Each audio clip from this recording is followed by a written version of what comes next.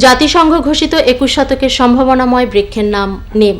ব্যাপক হারে নিম গাছ লাগানো এবং এর গুণাগুণ ব্যবহারের উপর গুরুত্ব আরোপ করা হয়েছে ঢাকায় এক সম্মেলনে।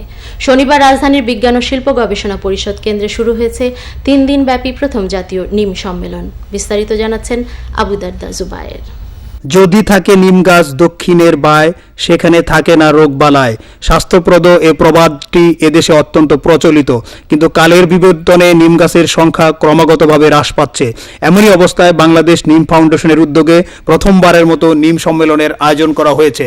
কৃষিবিদ, চিকিৎসক, গবেষক, পরিবেশ বিজ্ঞানী সহ বিভিন্ন শ্রেণী পেশার মানুষ এ সম্মেলনে যোগ দেন। সম্মেলনে প্রধান অতিথি হিসেবে বক্তৃতা করেন বন ও পরিবেশ মন্ত্রী শাহজাহান সিরাজ।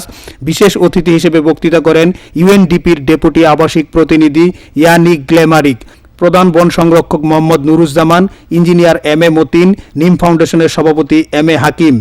উপকারী বৃক্ষের তালিকায় নিম যে সবচেয়ে উপকারী বৃক্ষ, এই কথাটি আমাদের দেশে জানা হচ্ছে যখন জাতিসংঘ এই গাছটিকে 21 শতকের বৃক্ষ বলে ঘোষণা করছে। তারপর এ নিয়ে খুব সীমিত পর্যায়ে আমাদের দেশে গবেষণা চলছে এবং হয়েছে।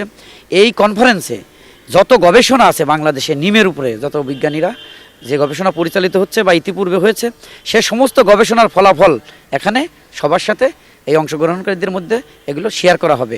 সম্মেলনে বিভিন্ন বক্তারা বলেন, বাংলাদেশ সহ এই উপমহাদেশে প্রাচীনকাল থেকেই নিম গাছ ঔষধি গাছ হিসেবে পরিচিত।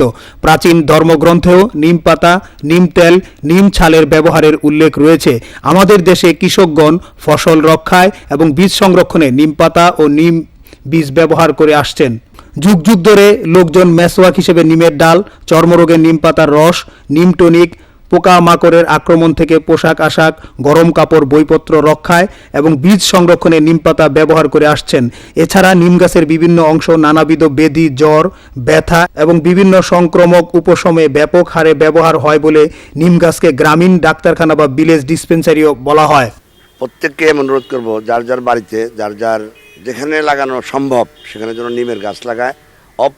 অপ্রয়োজনীয় গাছ লাগিয়ে আমাদের পরিবেশ যেন দূষণ না করে, অপ্রয়োজনীয় গাছ না লাগিয়ে ভালো গাছ লাগানো উচিত। এবং তার মধ্যে নিম হলো সর্বশ্রেষ্ঠ গাছ আমাদের দেশে, এবং এর ব্যবহার শুধু বাংলাদেশে না, এর ব্যবহার পৃথিবীর বহু জায়গায় হচ্ছে। সম্মেলনে নিম গাছের বিভিন্ন গুণাগুণ তুলে ধরে ব্যাপক হারে নিম গাছের চারা রোপণের উপর গুরুত্ব আরোপ করা হয়েছে।